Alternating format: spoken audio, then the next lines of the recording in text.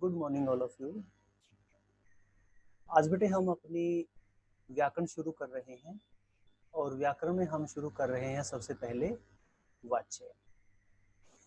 क्योंकि हमारा सितंबर का पेपर अगर एमसीक्यू बेस होता है तो उसके लिए आपको इस टॉपिक को भी ध्यान से समझने की आवश्यकता है, क्योंकि सारे प्रश्न फिर इंटरनल ही आपके आ सकते हैं बेटा। इसलिए थोड़ा सा ध्यान से समझने की कोशिश करेंगे आप। आपने अंग्रेजी में वॉइस पढ़ी है, वॉइस। हिंदी में वही वाच्य होता है। वाच्य का शाब्दिक अर्थ है वाचन अथवा बोलने का विषय। अर्थात वाच्य का मतलब होता है वक्ता का कथन, वक्ता की बात। अर्थात जैसे मैं आपके सामने कोई सेंटेंस बोल रहा हूँ, मैं हूँ वक्ता, मैं हूँ बोलने वाला। तो मेरी जो वॉइस है, मेरा जो वाच्य है, वो किस विषय में बात कर रहा है आज। अर्थात मैं कर्ता की बात करना चाहता हूँ आपके सामने, या क्रिया की बात करना चाहता हूँ, या कर्म की बात करना चाहता हूँ, वो मेरी वॉइस कहलाती है, वाच्य कहलाती है। अब इसकी परिभाषा क्या बनती है? अगर हम इसको व्याकरण की दृष्टि से सही सही मायनों में समझने की कोशिश करें तो वो भी जरूरी हो जाता है कि हम इसकी परिभाषा के बारे में बात करें। क्रिया के जिस रूप से यह पता चले कि क्रिया का विषय कर्ता है, कर्म है या भाव, वह वाच्य कहलाता है। अर्थात वाक्य में तीन चीजें सबसे जरूरी होती है। एक होती है हमारा कर्ता, काम को करने वाला। एक होता है कर्म और एक होती है हमारी क्रिया। इन तीनों के आधार पर ही हमने वाच्य के तीन भेद किए हैं, क्योंकि तीनों ही इम्पोर्टेंट होते हैं और तीनों का अपना अपना विशेष महत्व होता है सेंटेंस में। अर्थात जब हम कोई वाक्य बोलते हैं अपने मुंह से, या यूं कह लीजिए हम लिखकर अपनी मन की बात को कह रहे हैं, कोई सेंटेंस हमने लिख दिया है, हम उस वाक्य में कर्ता को इम्पोर्टेंट बता रहे हैं, कर्म को बता रहे हैं, या उसकी होने वाली क्रिया को इम्पोर्टेंट बता रहे हैं। उसी आधार पर जिसकी तरफ ज़्यादा फोकस किया जाता है हमारे सेंटेंस में, उसी को हम वाच्य का भेद मान लेते हैं। अर्थात जब कोई आदमी कोई सेंटेंस बोलता है, उसका जो विषय, उसका टॉपिक, सब्जेक्ट क्या है बात करने का, आज वो कर्ता के बारे में बात करना चाह रहा है, या कर्म के बारे में बात करना चाह रहा है, या फिर उसकी क्रिया अर्थात भाव के बारे में बात करना चाह रहा है, यही हमारा वाच्य कहलाता है। अब एक एग्जाम्पल आप समझिए। जैसे इस एग्जाम्पल हमारे सामने है, अशोक लिख रहा है। ध्यान से समझिए। इस उदाहरण में लिखने का मुख्य विषय अशोक है, अर्थात वो करता है, इसलिए है कर्तृवाच्य है। अब इसको आप थोड़ा और गहरे से समझने की कोशिश करेंगे। मैंने आपको बोला है अशोक लिख रहा है, तो आप इससे क्या अनुमान लगा रहे हैं कि मोहन लिख रहा है, जोहन लिख रहा है, या गीता लिख रही है? नहीं, इनमें से कोई नहीं लिख रहा है। मैंने जो सेंटेंस आपको बोला है उसमें मैंने एक ही बात कही है कि अशोक लिख रहा है, अर्थात मैं अशोक की ही बात कर रहा हूँ, उसके द्वारा की गई क्रिया की बात नहीं कर रहा हूँ, क्योंकि वाक्य से स्पष्ट हो रहा है कि अशोक लिख रहा है। यहाँ पर मोहन, सोहन, गीता, रीता कोई भी नहीं लिख रहा है, क्योंकि अशोक लिख रहा है। हम अशोक के विषय में बात कर रहे हैं और अशोक करता है। इस वाक्य में कर्ता की इम्पोर्टेंस दिखाई गई है, अर्थात जो हमारा बोलने का आज का सब्जेक्ट है वो अशोक ही है, क्योंकि हम अशोक के बारे में बातचीत कर रहे हैं। तो इससे हम ये अनुमान लगा लेते हैं कि जिसमें कर्ता की प्रधानता होती है वो कर्तृवाच्य होता है, कर्म वाला कर्मवाच्य, और क्रिया की प्रधानता वाला भाववाच्य हो गया। भाव यह है कि वाच्य क्रिया के जिस रूप में उसके मुख्य विषय का ज्ञान होता है उसे वाच्य कहते हैं। अर्थात क्रिया के जिस रूप में उसके मुख्य विषय, मेन सब्जेक्ट क्या है? मेन सब्जेक्ट हमारा लिखना नहीं है, ठीक है जी। मेन सब्जेक्ट हमारा है अशोक की बात करना, कि अशोक लिख रहा है, अर्थात वो क्या लिख रहा है हमें इससे मतलब नहीं आज। हमें ये मतलब है कि काम को कौन कर रहा है, काम को कौन कर रहा है, वो अशोक नाम का कोई लड़का है या कोई व्यक्ति है, वो लिख रहा है।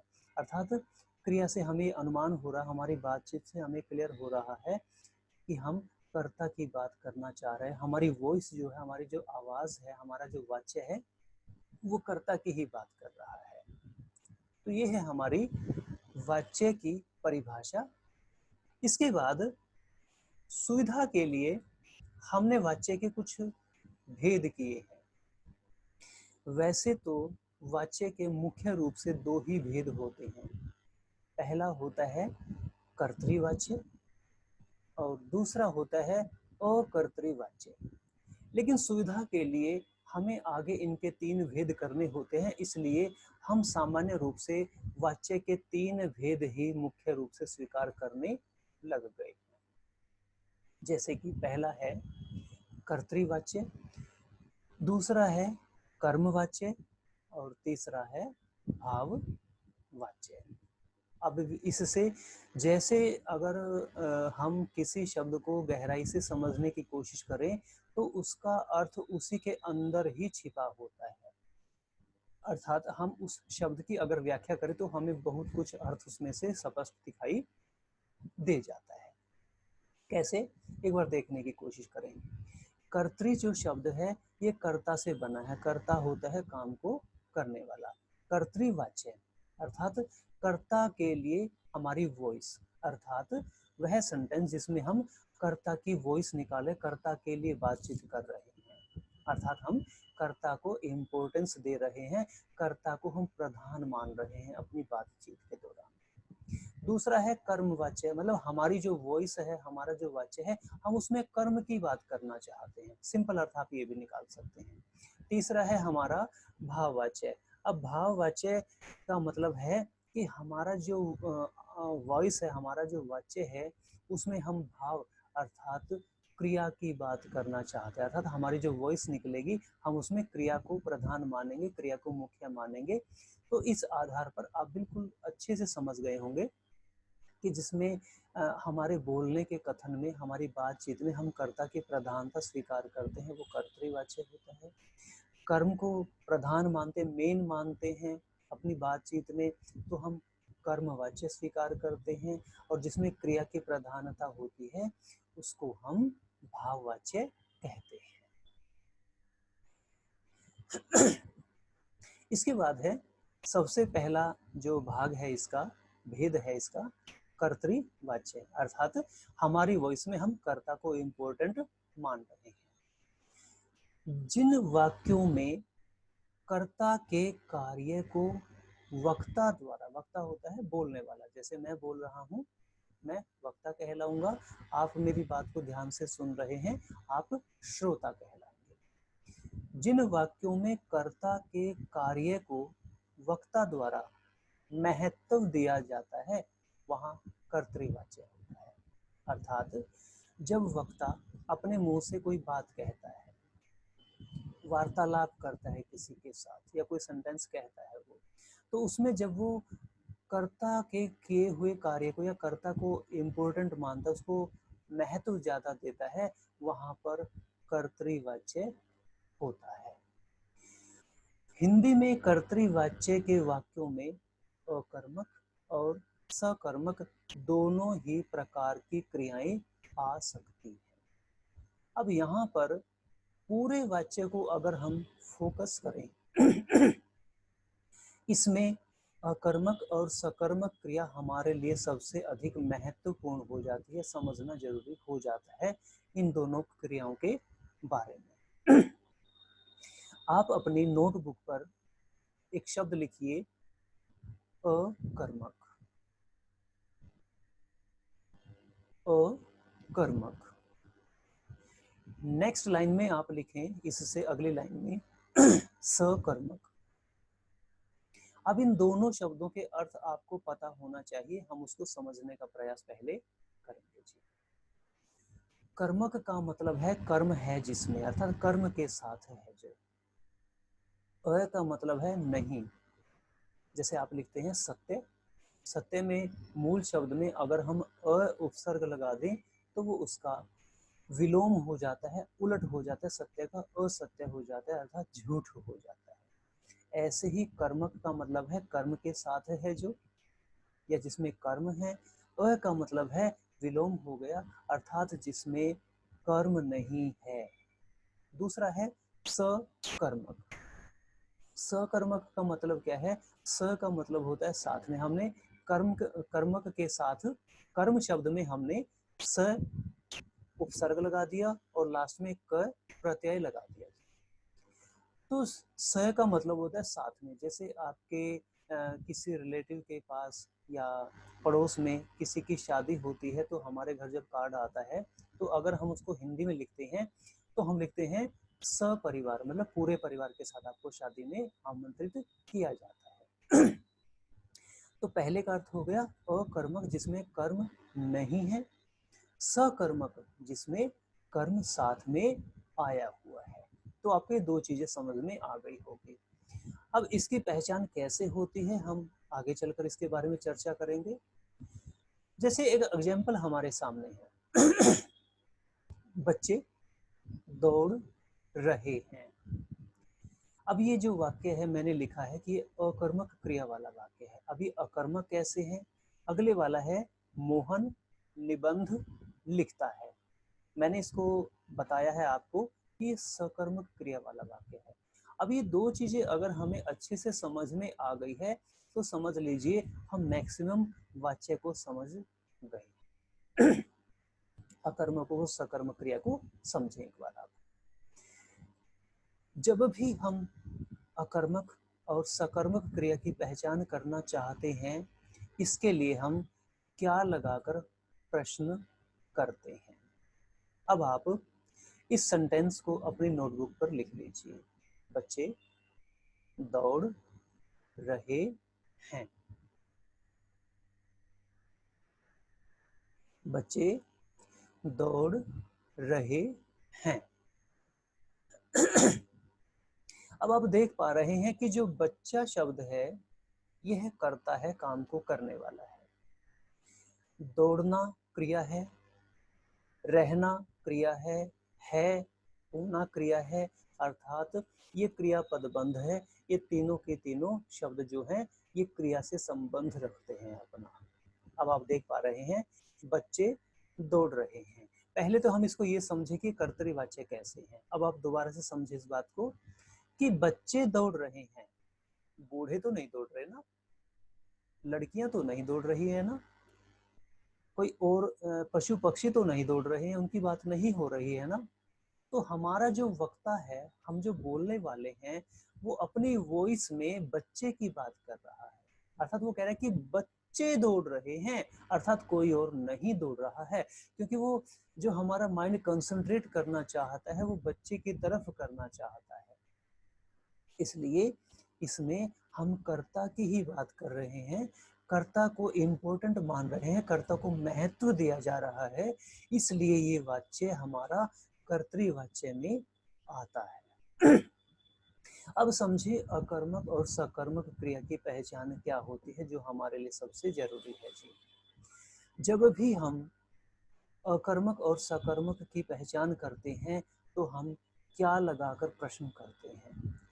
ये जो नियम है आपने पिछली कक्षाओं में भी सीखा है, अच्छे से आपने समझा भी है इसको, फिर भी हम दोबारा से इसको याद करने की कोशिश करते हैं। अब आप इस सेंटेंस को लिख चुके हैं, बच्चे दौड़ रहे हैं। अब आप कर्ता अर्थात बच्चे दौड़ रहे हैं, ये है क्रिया। इसके बीच में क्या लगाकर प्रश्न करें दोबारा से। बच्चे बीच में लिखें आप क्या दौड़ रहे हैं। अब इसको हम दोबारा से पढ़ने की कोशिश करेंगे। अब पढ़ें दोबारा। बच्चे क्या दौड़ रहे हैं। अब आप देखेंगे कि अजीब सी बात पूछी जा रही है या अजीब सा प्रश्न किया जा रहा है। ऐसा प्रश्न किया जा रहा है कि वो प्रश्न भी सही रूप में दिखाई नहीं पड़ रहा है और ना ही कोई अर्थ हमारे सामने आ रहा है। क्योंकि हम कहते कि बच्चे क्या दौड़ रहे हैं, बच्चे क्या कहने से वाक्य नहीं बन रहा है। हाँ, अगर हम कहते हैं कि बच्चे क्यों दौड़ रहे हैं, क्यों लगा दे अगर हम, तो सीधी सी बात है, हम कुछ भी इसका उत्तर दे सकते हैं कि बच्चे आपस में खेल रहे हैं इसलिए बच्चे दौड़ रहे हैं, ये हमारा उत्तर आ गया। या आज उनकी दौड़ की परीक्षा है, वो प्रैक्टिस कर रहे हैं इसलिए सभी बच्चे दौड़ रहे हैं, क्यों से हमें उत्तर मिल रहा है। लेकिन हमारा जो फार्मूला है, हमारा जो नियम है, वो क्यों नहीं है, हमें सिर्फ क्या का प्रयोग ही करना है यहाँ पर। अब क्या बन गया, बच्चे क्या दौड़ रहे हैं, ऐसा कहने से वाक्य नहीं बन रहा है सही सही, और उत्तर भी नहीं मिलेगा, क्योंकि क्या कहने से प्रश्न नहीं बन रहा है। इसलिए जहां पर क्या लगाने से प्रश्न ना बने और उसका कोई अपेक्षित इच्छित उत्तर भी हमें ना मिले, तो वहां पर हमारी अकर्मक क्रिया होती है। अब आप ये समझ गए होंगे। सकर्मक को समझने के बाद जब कंपेयर करेंगे तो और अच्छे से बात को समझ पाएंगे आप। दूसरा सेंटेंस देखिए, मोहन निबंध लिखता है।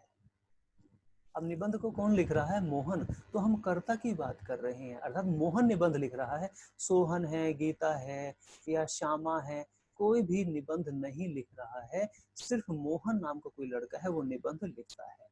तो यहाँ पर हमारी वॉइस जो है, हमारी जो बातचीत है, उसमें हम मोहन की बात कर रहे हैं, मोहन करता है, इसलिए कर्तृवाच्य हो गया जी। दूसरी बात, अब हम पहचान करेंगे सकर्मक और अकर्मक की, मैंने अभी आपसे जिक्र किया था। हम क्या करेंगे, कर्ता और क्रिया के बीच के शब्दों को हटाने की कोशिश करके वहां पर क्या का प्रयोग करते हैं। अब इस सेंटेंस को आप दोबारा लिखने की कोशिश करें नोटबुक पर। मोहन निबंध लिखता है। मोहन निबंध लिखता है। इसमें आप अब निबंध को सर्कल करके यहां पर लिख दें क्या, अर्थात हम कर्ता को लेंगे, क्रिया को लेंगे, बीच के शब्दों को हम लोप कर देंगे, गायब करने की कोशिश करेंगे समझने के लिए, ताकि इजीली हम समझ पाए बात को। अब क्या से प्रश्न करते हैं, मोहन क्या लिखता है, मतलब प्रश्न तो बन गया जी। जैसे मान लीजिए आप कक्षा में कोई काम कर रहे हैं, टीचर आपसे पूछते हैं बेटा क्या लिख रहे हो, तो आप कहेंगे सर मैं प्रश्न उत्तर लिख रहा हूँ, या मैं कविता लिख रही हूँ, या मैं निबंध लिख रहा हूँ। अर्थात कोई ना कोई प्रश्न बना है तो उसका उत्तर भी हमारे मन में बना हुआ है। मतलब साफ है कि क्या लगाने से प्रश्न बन गया है, मोहन क्या लिखता है, अर्थात वो कुछ तो लिख रहा है। अर्थात जो लिखना क्रिया है ये सकर्मक में मानी जाती है। अर्थात ये जो सेंटेंस है हमारा, ये सकर्मक क्रिया हो गई जी हमारे सेंटेंस में। अब इस बात को थोड़ा सा और गहरे से समझने की कोशिश करें। कई बार किसी सेंटेंस में कर्म लिखा हुआ नहीं होता है, लेकिन फिर भी वो सकर्मक क्रिया ही मानी जाती है। हमें क्रिया से मतलब है, कर्म लिखा है चाहे नहीं लिखा है। मान लो मैं यहाँ पर इसको दूसरे तरीके से आपसे पूछता, मोहन लिखता है, मान लो ये सेंटेंस आपके सामने इतना ही होता कि मोहन लिखता है, तो हम क्या से प्रश्न करते हैं, मोहन कर्ता हो गया, कर्ता के बाद हमें क्या का प्रयोग करना है, और क्रिया लिखता है, क्रिया पदबंध है, इससे पहले हमें क्या लगाना है। तो प्रश्न हमारा क्या बनाएंगे हम, मोहन क्या लिखता है। अर्थात अगर कर्म लिखा हुआ है तब भी, अगर कर्म लिखा हुआ है, नहीं लिखा हुआ है तब भी, अगर क्रिया वो सकर्मक है तो वो सकर्मक क्रिया ही मानी जाती है।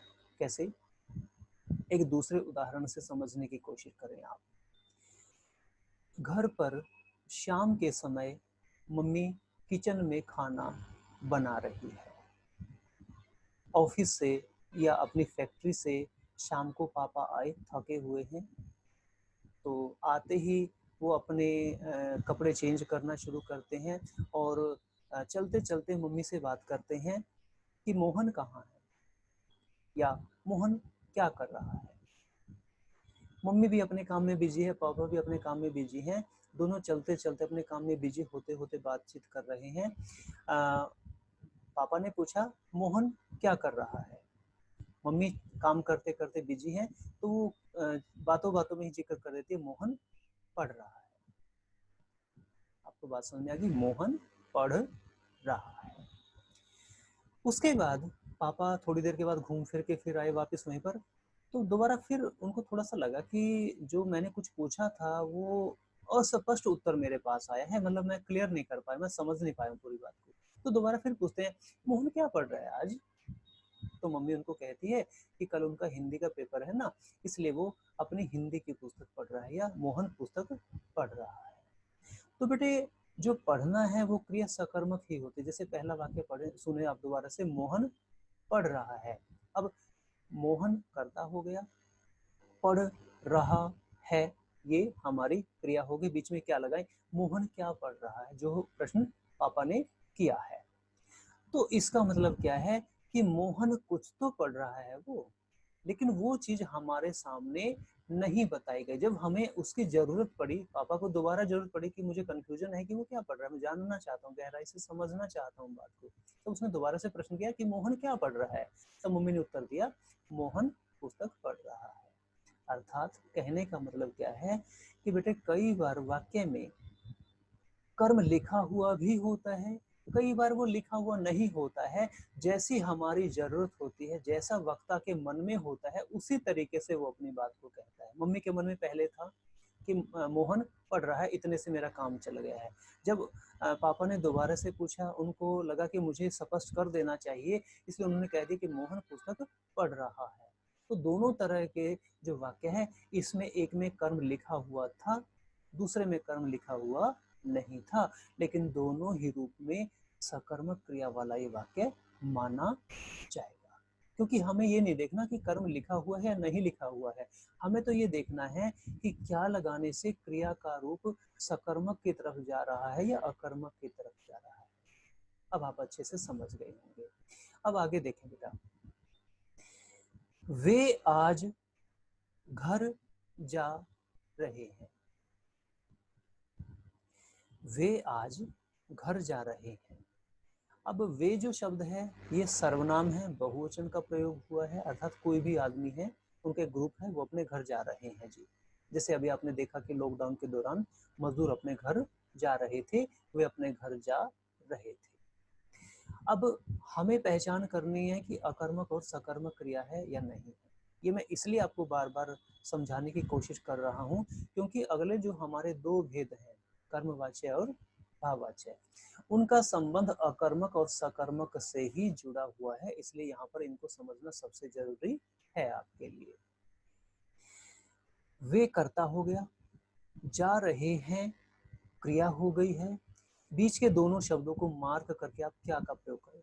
वे क्या जा रहे हैं, निश्चित रूप से जैसे बच्चे दौड़ रहे हैं, इसमें क्या लगाने से प्रश्न नहीं बना था, ऐसे ही वे क्या जा रहे हैं, ऐसा कहने से हमें प्रश्न नहीं बन पा रहा है हमसे, और ना ही इसका कोई उत्तर हमें मिलेगा। क्योंकि अब मैं इसको दूसरे तरीके से करता हूँ, क्यों वे क्यों जा रहे हैं, क्योंकि उनका रोजगार छिन गया है, क्योंकि उनको मामा जी के घर जाना है, क्योंकि उनको स्कूल जाना है। अर्थात ऐसा कोई भी रीजन हम दे सकते क्यों कहने से, लेकिन क्या कहने से कोई प्रश्न नहीं बन रहा है। इसका मतलब क्या हुआ कि जो जाना क्रिया होती है वह अकर्मक होती है। जैसे मैं कहता हूँ मोहन विद्यालय जाता है, मोहन क्या जाता है, नहीं बन रहा सेंटेंस। विद्यालय तो बेटे स्थान है। आप ये ना सोचे कि जो आज शब्द है या घर शब्द है ये कर्म है, ये तो बेटे एक स्थान है। आज है कालवाचक है, आज जा रहा है, वो कल परसों नहीं जा रहा है, वो समय का बोध करा रहा है। ये हमारा जो वाक्य है इसमें ये कर्म शब्द नहीं है। तो वे जा रहे हैं, वे क्या जा रहे हैं, अकर्मक क्रिया बन गई। अब दूसरा देखिए बेटे, अध्यापक बच्चों को पढ़ाता है। अध्यापक क्या पढ़ाता है, वो कुछ तो पढ़ा रहा है, वो वाच्य पढ़ा रहा है, वो कविता पढ़ा रहा है, वो निबंध पढ़ा रहा है, वो कहानी पढ़ा रहा है। अर्थात जो पढ़ क्रिया है, जो पढ़ धातु से बनी है, पढ़ाता है, ये हमारी सकर्मक में आती है। अध्यापक बच्चों को पढ़ाता है, अध्यापक क्या पढ़ाता है, वो कुछ तो पढ़ा रहा है बेटा। चाहे वो समाचार पत्र ही आपसे पढ़वाने की कोशिश कर रहा है, वो आपको जरूर पढ़ा रहा है कुछ ना कुछ। तो मतलब क्या है, लिखना है, पढ़ना है, ठीक है, धोना है, माँ धो रही है, क्या धो रही है, कपड़े धो रही है। तो ऐसी कुछ क्रियाएं होती हैं वो सकर्मक ही होती हैं, कुछ क्रियाएं अकर्मक ही होती है। दौड़ना है, जाना है, हंसना है, मोहन हंसता है, मोहन क्या हंसता है, नहीं बन रहा, मोहन क्यों हंसता है, उसको चुटकुला सुनाई दिया कहीं से, क्यों से बन रहा है, क्यों का हमें मतलब निकालना ही नहीं है कोई भी, तो क्या से हम बात कर रहे हैं। तो बेटे ये हमारी हो गई अकर्मक और सकर्मक क्रिया की पहचान। अब इसको दोबारा से समझने की कोशिश करें।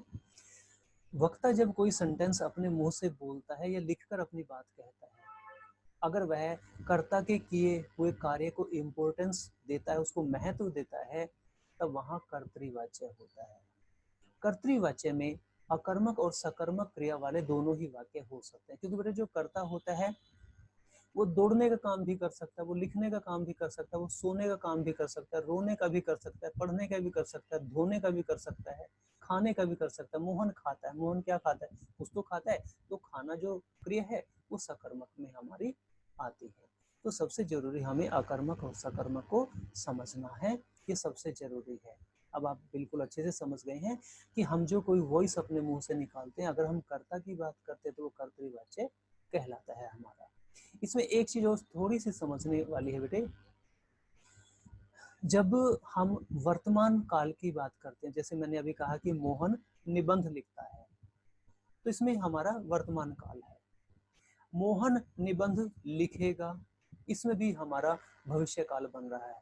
लेकिन जब भी हम कोई भूतकालिक क्रिया का प्रयोग करते हैं, अर्थात कर्ता के द्वारा पास्ट में किए गए किसी काम की चर्चा हम करते हैं, तब हम कर्ता ने, कारक चिन्ह आपने पढ़े हो, कर्ता ने, कर्म को, कर्ण से, वो सारे आप समझ गए होंगे। तो कर्ता ने, कर्ता कारक चिन्ह का प्रयोग हम करते हैं। जैसे राम ने रावण को मारा, अब आज थोड़ी मारा है, भविष्य में थोड़ी मारेगा, वो उसको पहले ही मार चुके हैं, तो राम ने रावण को मारा। मोहन ने निबंध लिखा, ठीक है, अध्यापक ने बच्चों को पढ़ाया। अर्थात जब भी हम पास्ट टेंस की बात करेंगे, भूतकाल की बात करेंगे, तो कर्तृवाच्य में हम कर्ता के साथ कर्ता कारक चिन्ह का प्रयोग करते हैं, ने, कर्ता ने। तो ये विशेष रूप से आपको समझना चाहिए। तो बेटे आप कर्तृवाच्य को आज अच्छे से समझ गए हैं।